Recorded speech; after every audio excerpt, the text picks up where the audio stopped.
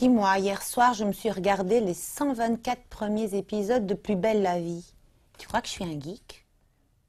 Bonjour, désolé, je suis un peu en retard avec les embouteillages. Enfin, vous êtes là, bravo. Mais c'est On normal. n'attendait plus que vous, je vous dis pas Sarah, je vous dis pas Michel, je vous dis asseyez-vous, on va démarrer tout de suite. Allez-y Pierre. Bonjour, bienvenue dans notre magazine Geekdom. Aujourd'hui, je suis très heureuse de recevoir... Chut, je ne vous en dis pas plus. Dites-nous juste un petit mot, Pierre. Non, parce qu'en fait, j'arrive de la porte-maillot pour vous... Alors, cette voix douce ne vous rappelle rien? C'est bien sûr celle de Buffy, la charmante tueuse de vampires. Pierre, j'ai envie de vous poser 1000 questions, mais avant de revenir à Buffy, voici en quelques minutes les grandes dates clés de la culture geek. Allez-y Pierre, dites-moi encore quelque chose. Mais j'ai doublé personne, je venais juste de la porte-maillot. C'est dingue, c'est trop dingue. T'as vu ça? On la reconnaît trop bien. C'est fou, c'est génial.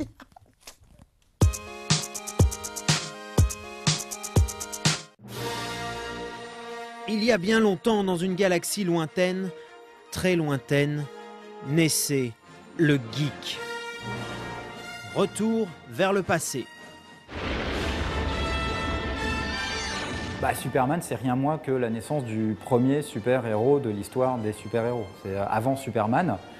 Bon, il y avait des héros dont s'étaient inspirés les créateurs de Superman, mais un héros avec des super-pouvoirs, en plus venu de l'espace, ça n'existait pas. Tolkien a posé une mythologie, a créé un univers monde. Tout le monde a envie d'appartenir à cet univers. Et il y a tellement de personnages différents. Le nain, l'elfe, le hobbit, etc., le magicien. Tout le monde peut être un de ces personnages ou avoir envie d'être un de ces personnages. Et puis avec un mec derrière qui est un linguiste, qui invente des langues et des légendes, qui construit un univers. J'imagine que les mecs qui ont découvert Seigneur des Anneaux à l'époque sont tombés de leur chaise. Ça devait être vraiment une expérience extraordinaire. Spider-Man, c'est le super-héros geek par excellence. On s'est tous reconnus dans Peter Parker. Timide avec les filles, raillé par plus balèze que soi, un peu à part dans son univers. Donc c'est le moment où le personnage du geek devient un personnage littéraire. Star Trek, c'est l'arrivée de la science-fiction à la télévision. Le créateur de Star Trek a voulu faire la série philosophico-humanisto-mythologique ultime. Et malgré les pyjamas et tout, c'est un univers extraordinaire. Puis là, Star Trek, le côté nos limites, on va aller partout dans la galaxie et tout, etc. C'est pareil, c'est un piège à geek. Quand vous le découvrez quand vous êtes gamin, Pong, vous voyez pas que c'est juste deux traits pourris et un tout petit carré et un son ridicule, quoi.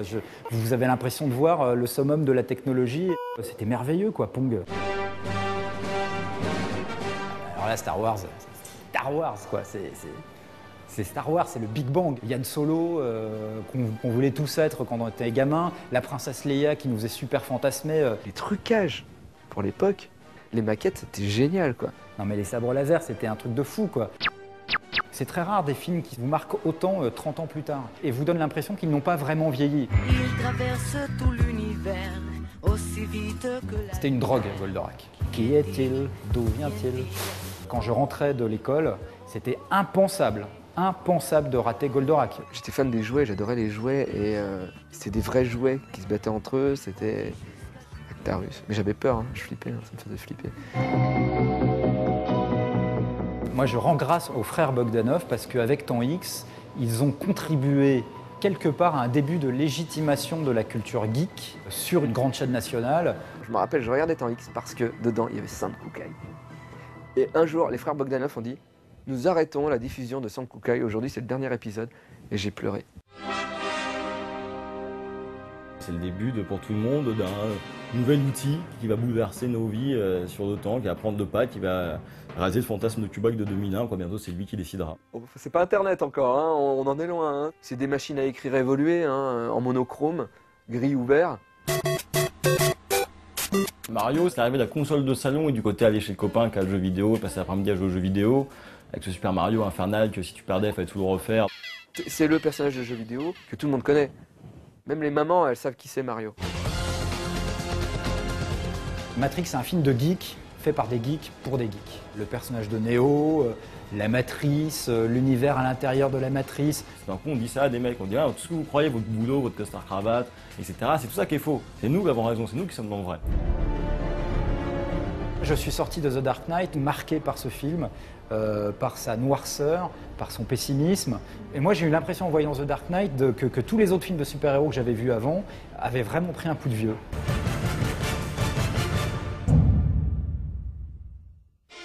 Pierre est toujours avec nous. Pierre était la voix française de Buffy. L'émotion règne sur ce plateau. Déjà un quart de japonais a fait une halte pour le photographier. Mais à part elle, quelle autre merveilleuse créature avez-vous doublé, Pierre? Arrêtez avec ça! Je vous dis que je suis pas ce bouffi machin là! Je suis là pour réparer les ordis! On m'a dit que l'intranet était en vrac, alors je suis là, voilà! Elle est folle, elle! Eh oh, on se calme, hein, le géant vert. Tu te crois où avec ton costume de plouc et ta valise en carton? Je t'en faire bouffer du câble. Envoyez le magnéto. Je vous laisse avec un sujet qui va vous surprendre. Comment des geeks travaillant à la geek et pour les geeks s'en sortent. C'est parti.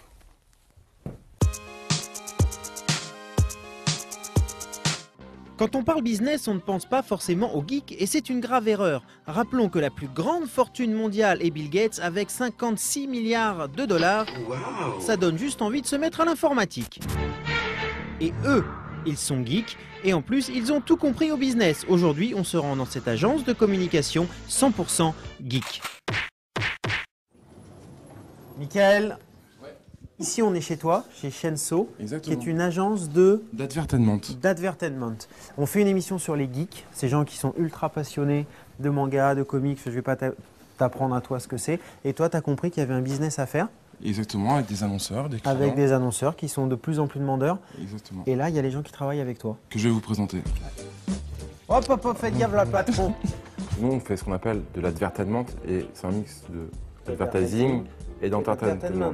C'est de créer quelque chose soit sur Internet, c'est ça? Soit faire une performance artistique, soit faire une série, soit ce qu'on vient de faire, un clip, soit une chanson. Tu vois, à chaque fois, c'est vraiment, on prend des codes de divertissement différents. Alors, pour en revenir au geek, toi, Ouais. en l'occurrence, que tu as créé l'agence, tu as compris qu'il y avait du business à se faire avec ça.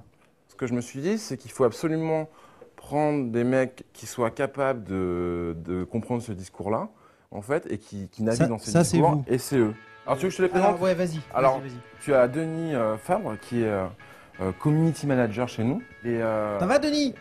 Ça va, mais je suis juste un peu occupé parce qu'on a une campagne la semaine prochaine et c'est un peu... Eh ben, on va y aller. Merci.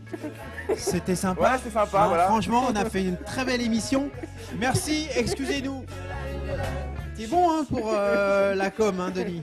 En fait, je fais un peu ce que je fais avec mon blog. C'est-à-dire que mon blog, c'est aller chercher, trouver des nouvelles idées, des nouveaux concepts, des nouveaux lieux, des nouvelles tendances. Et puis d'abord, je vais aller voir des clients, je vais leur dire, tenez, on a vu ça, ça, ça. Pourquoi pas vous? Alors, là, ici.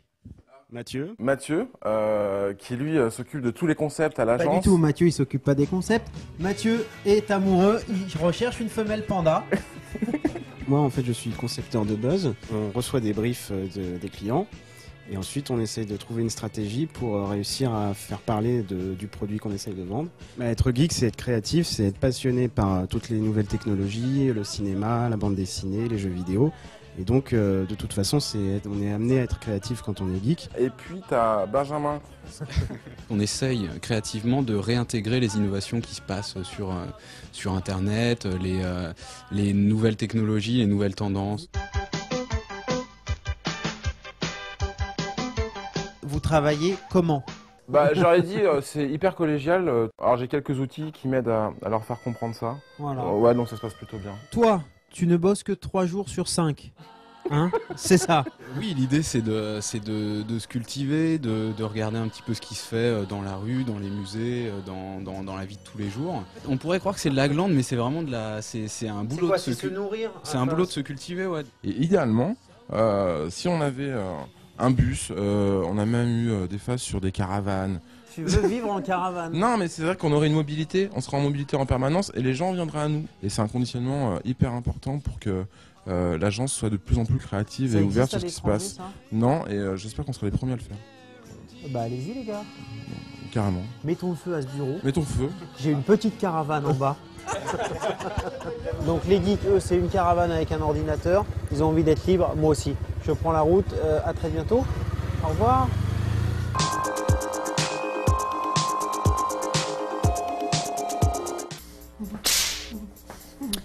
Buffy? Buffy? Bien, c'est bien. Pierre? Non, Buffy! Allez, à très vite. Ne vous inquiétez pas, je m'occupe de Pierre.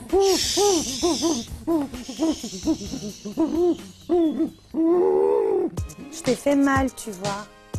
J'ai dû te faire mal. Non, si, parce que je Faut savoir que Pac-Man s'appelait Puckman à la base au Japon. Et lorsque c'est arrivé aux États-Unis, ils l'ont fait remplacer parce que les gens dans les salles de bande d'arcade gommaient le P et remplaçaient par un F.